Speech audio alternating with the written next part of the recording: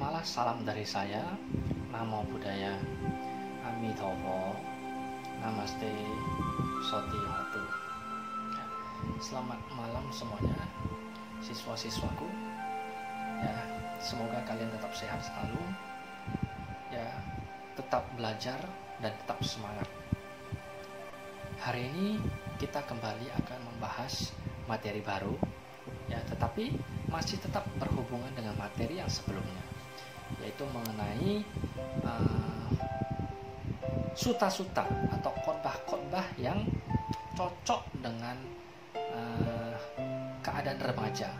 Kemarin pada bab sebelumnya kita sudah membahas mengenai menjadi remaja yang baik, ya, apa itu remaja, kemudian bagaimana kamu bisa menjadi seorang remaja yang baik, bagaimana kamu bisa membanggakan orang tua, bagaimana kamu bisa membanggakan bangsa dan negara. Itu kita sudah bahas. Hari ini topiknya adalah suta-suta atau khotbah-khotbah Buddha yang berhubungan dengan masa remaja. Ada dua yang akan kita bahas, tapi kita bahas satu dulu, ya. Ada dua suta. Satu adalah Manggala Sutta. Ini khotbah Buddha mengenai berkah utama. Yang kedua, Sigalalowada Sutta. Sigalalowada Sutta ini khotbah Buddha yang membahas mengenai hak dan kewajiban. Jadi yang pertama kita tidak akan membahas dulu yang namanya Manggala Sutta, tapi yang pertama kita akan membahas mengenai Sigalalowada Sutta. Sigalalowada Sutta yang membahas tadi mengenai hak dan kewajiban, yang di dalamnya banyak sekali. Bagaimana hak dan kewajiban sebagai orang tua, atau sebagai siswa, atau sebagai guru, dan lain sebagainya. Semua akan dibahas di sana. Ya, jadi yang pertama kita akan membahasnya adalah mengenai Sigalalowada Sutta. Sigalalowada Sutta. Sigalalowada Sutta. Jadi Sigalalowada Sutta ini adalah khotbah Buddha kepada seorang pemuda bernama Sigala. Maka ini disebut dengan Sigalalowada Sutta. Yang khotbah dari Buddha kepada seorang pemuda bernama Sigala. Kenapa kok muncul khotbah ini? Jadi ketika itu Buddha pagi-pagi sekali, yang namanya Buddha pagi-pagi sekali itu biasanya selalu melakukan pindah mata atau menerima dana makanan dari umat. Ya, Buddha akan keluar dari tempat tinggalnya atau keluar dari wiharanya, kemudian dia akan keluar, ya, berjalan, dan kemudian akan menerima dana makanan setelah pindah mata. Jadi ketika Buddha melakukan pindah mata, Buddha melihat seorang pemuda yang namanya Sigala, dan ini terjadi di Rajagaha. Ya, terjadi di Rajagaha. Jadi Buddha bertemu dengan seorang pemuda Sigala dengan kondisi pemuda Sigala ini dengan tubuh yang basah kuyup, rambut acak-acakan, keluar dari rumah, kemudian bersujud ke 6 arah, ya, ke arah timur, ke arah selatan, ke arah utara, ke arah barat, ke arah atas, dan ke arah bawah, ya kan? Dan beliau bersujud seperti itu sehingga membuat Buddha terheran-heran. Kenapa ini anak kok bersujud segitunya? Kok tubuh basah-basah keluar dari rumah, bersujud ke 6 arah? Apa yang menyebabkan dia melakukan itu? Kemudian Buddha mendekati pemuda Sigala ini. Buddha bertanya kepada pemuda Sigala, kenapa pemuda Sigala melakukan hal seperti itu? Kemudian pemuda Sigala menjawab bahwa ini adalah pesan terakhir daripada ayahnya.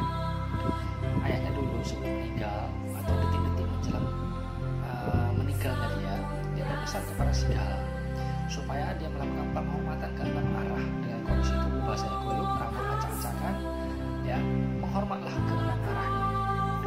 Maka sebagai seorang anak yang baik, maka saya melakukan apa yang dipesankan oleh orang tua saya pada waktu itu. Ternyata tanpa diketahui oleh pemuda Sigala, ayah dari Sigala ini punya motif tertentu. Kenapa kok anaknya harus dilakukan atau diminta untuk melakukan hal seperti itu yang aneh, mungkin bisa dikatakan nyentrik. Kenapa kok bisa dilakukan seperti itu? Ternyata ada motivasinya, ada motifnya.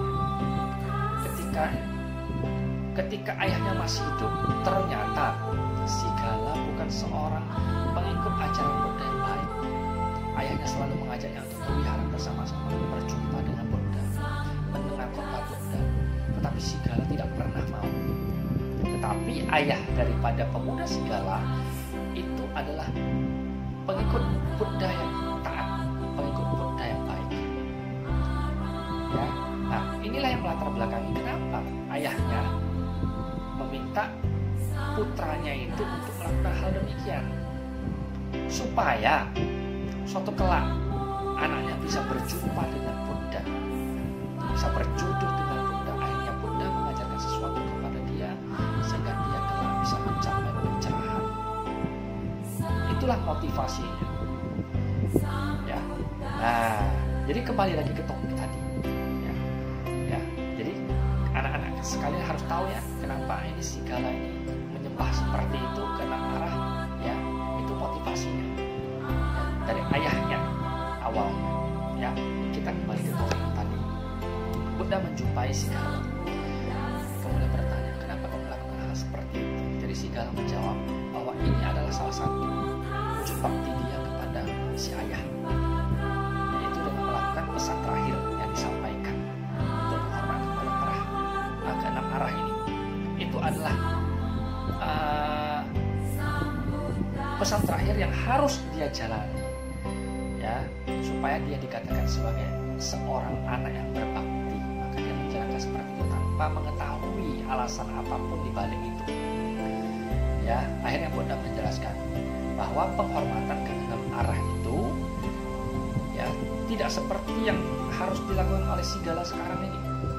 Ya, penghormatan ke enam arah itu hanyalah sebagai simbol. Ya, bahwa di belakang daripada enam arah itu ada sesuatu yang harus dihormati secara nyata.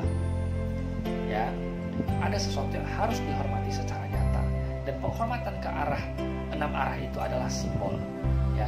Dan Buddha mensimbolkan enam arah itu seperti yang akan saya jelaskan sekarang ini. Ya, yang pertama, enam arah itu hanya simbol ya. Ingat, hanya simbol enam arah itu. Yang arah yang nomor satu adalah arah timur. Arah timur Buddha mensimbolkan adalah penghormatan kepada orang tua. Ya, ingat, arah timur penghormatan kepada orang tua. Yang kedua, arah selatan. Buddha mensimbolkan penghormatan arah selatan itu kepada guru, ya, kepada guru. Kemudian yang ketiga, arah barat. Arah barat itu Buddha mensimbolkan penghormatan kepada pasangan hidup. Yang keempat, ya, arah utara. Buddha mensimbolkan penghormatan kepada para sahabat. Yang kelima, arah atas, ya, arah atas. Yang kelima, arah atas. Buddha mensimbolkan penghormatan kepada orang suci, termasuk di dalamnya biku, pandita, ya, pemuka-pemuka agama atau guru agama itu masuk ke dalamnya. Itu penghormatan ke arah atas. Yang keenam, ya, yang keenam itu adalah penghormatan ke bawah. Penghormatan ke bawah itu Buddha mensimbolkan adalah penghormatan kepada para pembantu atau penghormatan kepada orang-orang yang dianggap rendah pada masa itu, budak, pelayan.